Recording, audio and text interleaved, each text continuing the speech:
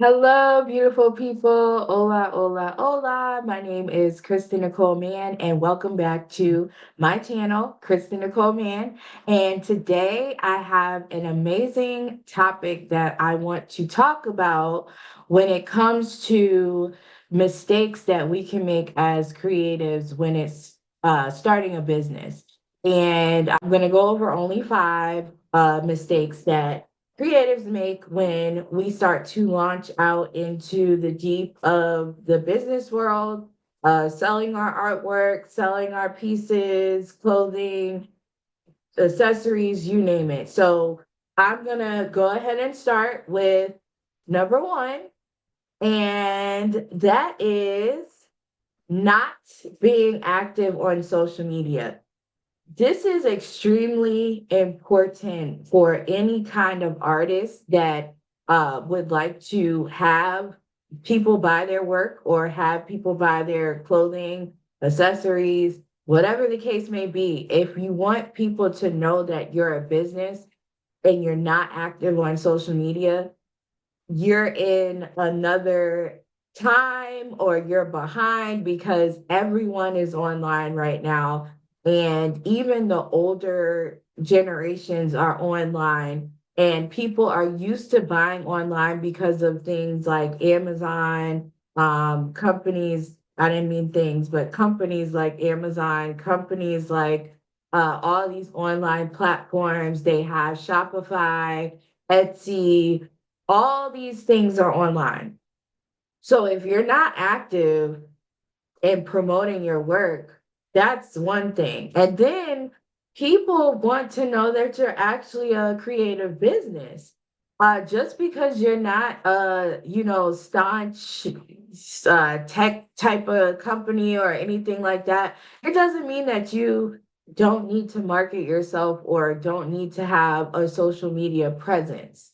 Sometimes people like to know how you create stuff. So you can go live, you can post your pictures of stuff, post behind the scene content, share your thoughts, your deep thoughts, whatever the case may be. If you're not active on social media, this is a number one mistake, especially right now in the digital era.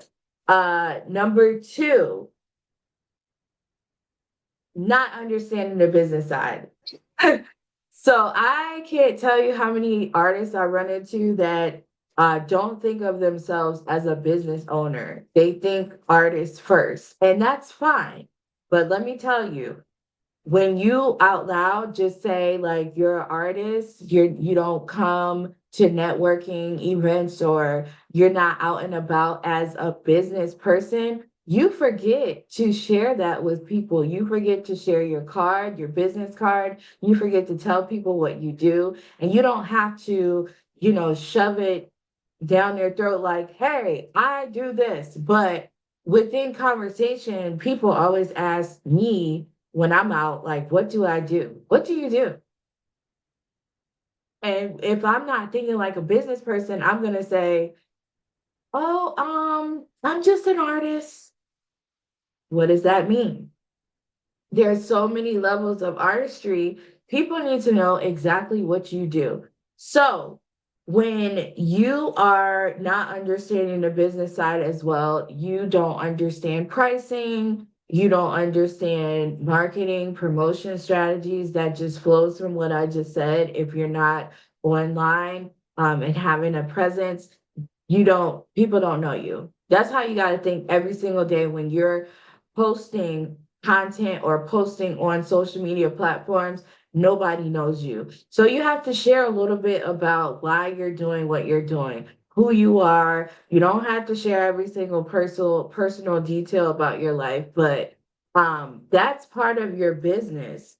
And I really encourage you to start researching the business side of being a creative business because it's not any different from another business. Like, I think the perception is that because I'm a creative business, I'm going to create 90% of the time on the stuff that I want to sell. But you have to think 80% business, 20% creativity. Okay. And then you should also be able to handle splitting your time up when it comes to your work. So the next thing I gave two. So the first was not being active on social media. Second was not understanding the business side. Now, the third, I want to go to not diversifying income streams. You should not, as an artist, depend on one stream. I went from painting canvases to painting sneakers, pocketbooks, jean jackets, earrings, furniture. That's already five. Teaching classes, workshops on creativity, because classes with teaching how to paint and workshops with whether it's vision boards, building self-esteem, whatever, that's seven already. Okay, so you want to diversify your income streams. What your top seller may be in 2024 may not be the same in 2025. Things are rapidly changing. So you want to be careful of pigeonholing yourself because it wouldn't be good. It wouldn't be good. The next point, which I'm gonna flow into from that, I want to say typecasting yourself as an artist. Sometimes you like what you do. Yes, I love to paint, but how about I go to like mixed media, or how about I go to maybe making shirts, or like I did, I pivoted to making books. Like there's other forms of creativity deep inside of you, but you have to pull it out.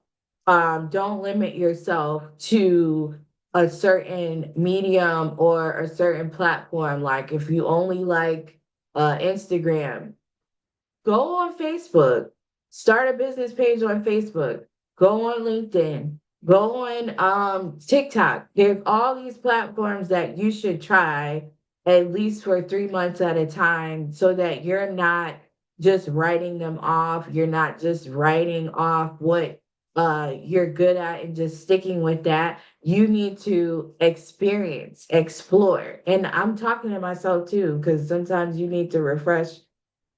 I just need, you need to explore.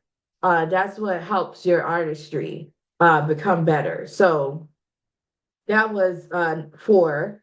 And then the last thing, so let me go over them again. I had not understanding um, the business side. I don't know if I'm going in order. Not being active on social media, not diversifying income streams, typecasting yourself, and then the last one I kind of want to give a bonus because I have notes here. The last one is not seeking feedback, and then I'll give a bonus. I think sometimes as artists we love our work so much that we are afraid to ask our audience what they want, and we have to ask them what they want.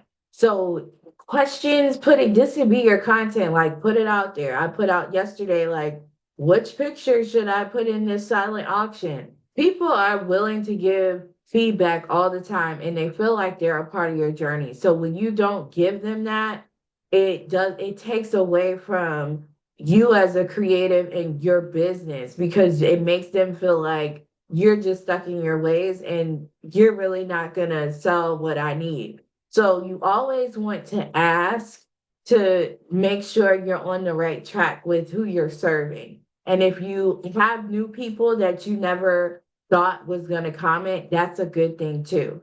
So quickly going through this, the next thing is I want to give a bonus. So let me see which one. Oh, the bonus is not continuously learning.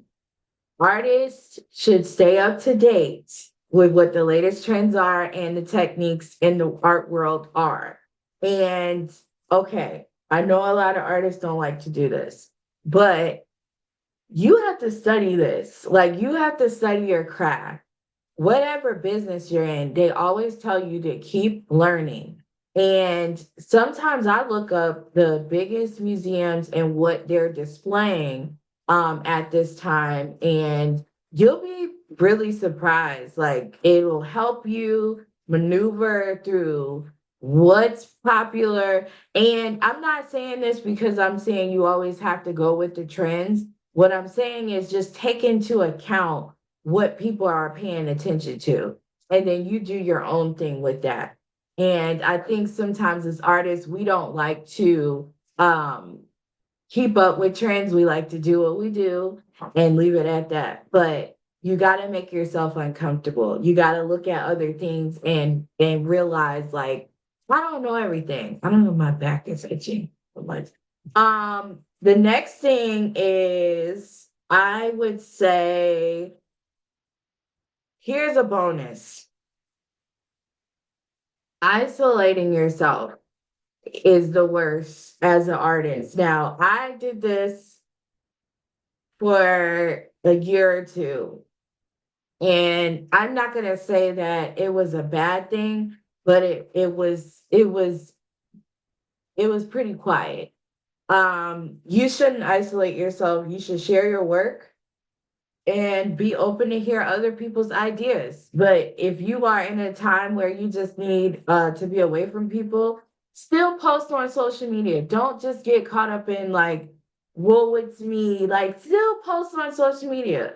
Ask questions. Say, what do y'all do when you isolate yourself? Like, really just tap into that so that you know how to get out of that isolation.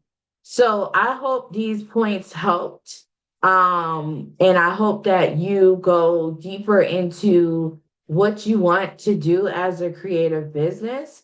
And I hope that you dodge these mistakes. I made all of these mistakes um, at a point or time. I didn't know what I was doing at every single step of the way, but I got it figured out through various, classes, researching, listening to other artists, listening to other people that were 12 steps ahead of me. So I hope this helps. And like and subscribe to my channel, and I will be back with more to help you as a creative. Talk to you later. Bye.